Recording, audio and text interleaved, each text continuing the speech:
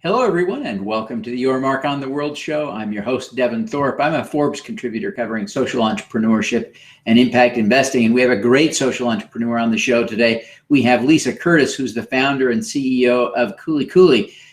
Lisa, welcome to the show. Thank you for having me. Well, we're excited to have you. You're just a tremendous example of a great social entrepreneur, and we appreciate you taking the time to be with us today. Now, you have been really hitting it out of the park with Kuli Kuli. I talked to you a couple of years ago when you were just getting started, and now you're in 800 Whole Foods stores, partnering with the Clinton Foundation. Holy cow. Tell us a little bit about how the last few years have gone for you. Yeah, so I started this company out of the Peace Corp. I was a volunteer in Niger, West Africa, and started eating moringa myself to help improve my own nutrition, and found that this plant was so nutritious I wanted to bring it to the US. But I initially had no idea how to do that. So it all has come together quite well in the sense that, we launched at the end of 2013. We got into 200 stores our first year on the market and gathered a lot of momentum. And then more recently, we expanded our supply chain from Ghana to Haiti, where we partnered with the Clinton Foundation and Whole Foods Market to develop a new product that helps reforest Haiti. It really is. I spent some time in Haiti last fall, and it's just tragic. I'm headed to the island again this next week. It is just a crazy, crazy place. I think some estimates are that it's 98% deforested. So creating a population of trees that will generate revenue, because that's really what people burn the trees for, is revenue. They cut the trees down to make charcoal. Huge opportunity for impact. Yeah, so I actually just got back from Haiti on Sunday. And one of the most sort of astonishing things there was that the farmers were so excited to plant moringa trees because for them it's a very clear economic win, and they do see the value of planting trees if they can earn an income from it. So it's definitely a win-win in that sense. So tell us a little bit about how you cultivate and grow moringa trees, because that's really exciting for the Haitian population. Yeah, so moringa is one of the fastest growing trees in the world, and it's very drought tolerant. So it grows well in places like Haiti, India, Africa. So you actually can harvest it within 90 days of planting it. So it's just incredible. From seed to a little tree with leaves, it really does grow quite fast. And one of the amazing things about that is often other crops that farmers will plant, such as lime trees or coffee or cacao, will take many years before they actually see the fruit of their labor. And for moringa, they get an ROI right away. Wow. So how big do the trees get ultimately? Or do you actually just, when they have that first harvest in 90 days, do they kill the tree or do they grow the tree after? No, they don't kill the tree at all. They do chop the top off. It doesn't hurt the tree continues growing, but the trees can get up to 20 feet tall, which you can imagine if you're a farmer trying to harvest the leaves off the tree, it's pretty hard when it gets that tall. So they'll just cut off the top so that the branches will start to grow out to the side more and make it easier to harvest. Wow, very exciting, very exciting. Well, you provided us with some great motivational, inspirational tips to help entrepreneurs. And I think social entrepreneurs sometimes face really daunting challenges. Certainly, I think you can relate to that. But you gave us some great tips. Your first tip was to write down something you're grateful for every day. Tell us about why you think that's important. Yeah, so I actually started this about 8 years ago. I was in college and found that I was putting an X through every day in my calendar. And, when you think about that on a more philosophical level, like counting down the days until the day you die isn't actually a good way to spend your life. And so for me, bless you, I've got a little bit of a cold as well. Maybe it's going on through the airwaves. But for me, one of the things I started doing was just keeping a little calendar next to my bed. And every night before I go to bed, I write down the best part of my day.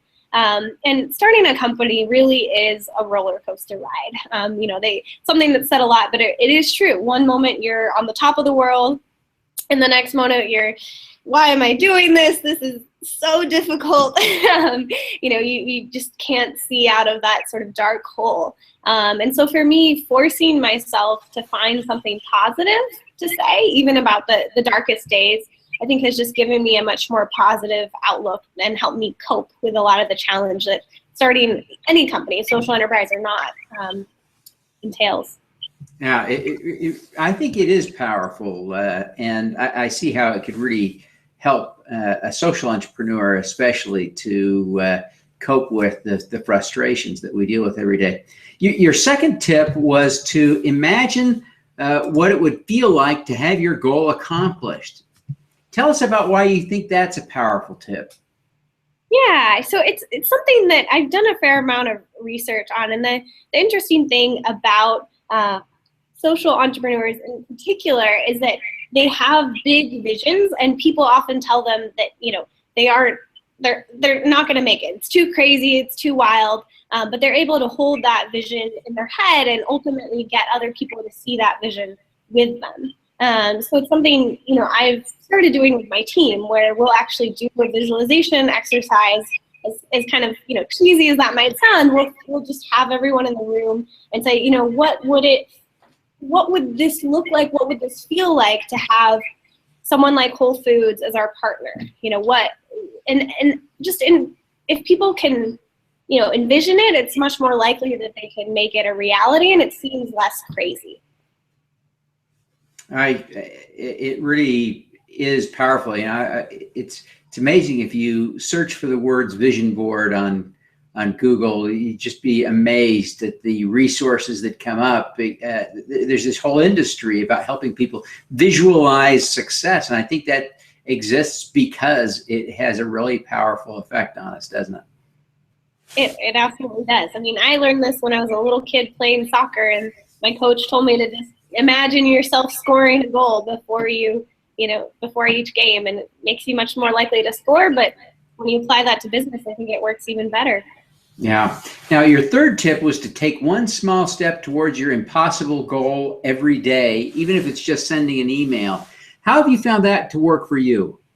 Yeah. So for me, the idea of trying to introduce a new superfood that no one had ever heard of, a bitter green, having no experience in the food industry, trying to do that and saying, oh, I'm going to get this moringa plant into every store in the US or Whole Foods nationwide.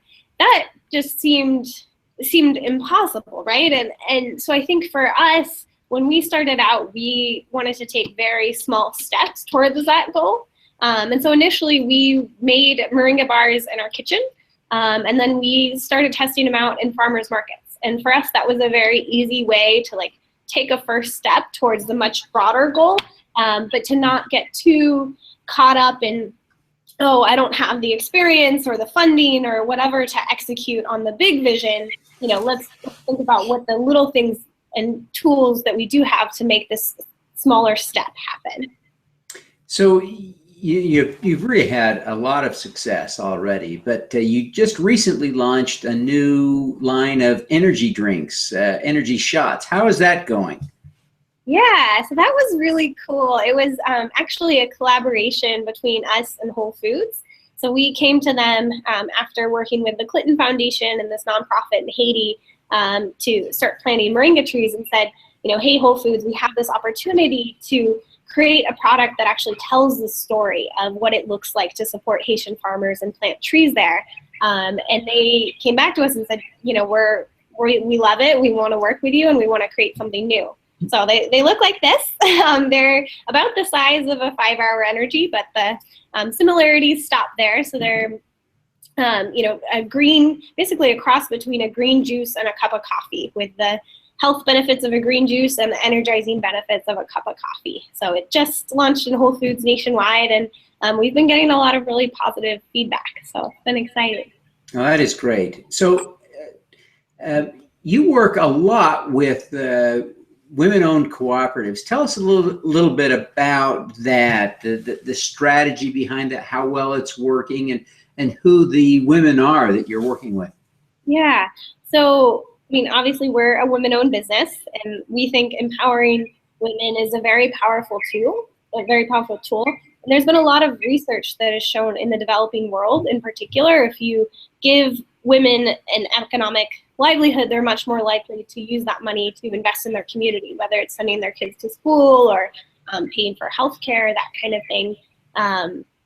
And we've found that in a lot of places in the world, moringa is naturally grown by women, and particularly processed by women. So we work with women-owned farming cooperatives in Ghana and in Haiti, and we're now starting to explore working in Nicaragua as well. So we're pretty excited to be supporting more farmers as we go.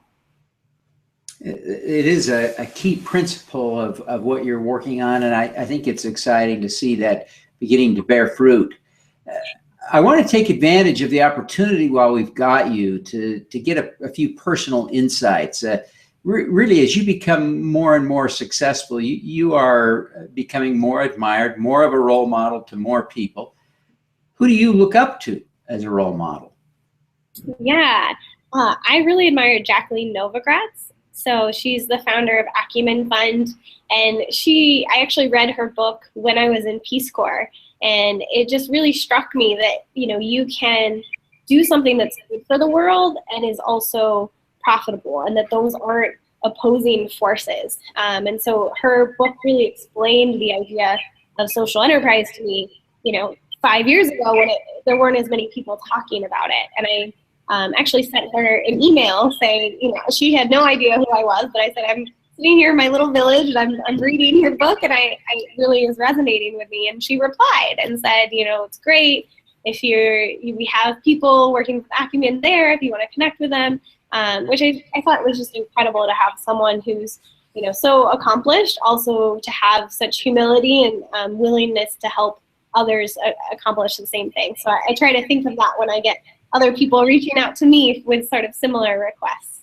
Yeah, that's great. Pay it forward. Now, yeah. I wonder, you were in Niger, you were eating moringa, but I want to try to understand what catalyzed in your mind the desire to take action, to actually do something so ambitious as to launch a food and beverage company that would source its products in poor countries for the benefit of the poor, and sell the healthy products in the U.S. for the benefit of the well-off there. Tell us a little bit about the model and why you personally felt responsible for doing something.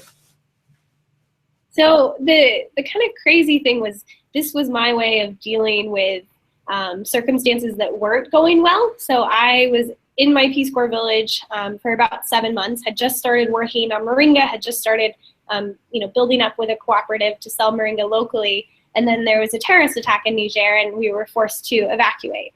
So I came back to the US feeling like I had gotten so much from the people I was working with, but had never had the chance to give anything back. And that idea really stuck with me, particularly when you walk into any supermarket in the US, you just think, we have so much opportunity here. How can I pay that forward? So it's been something that has continued to be a driving force for me.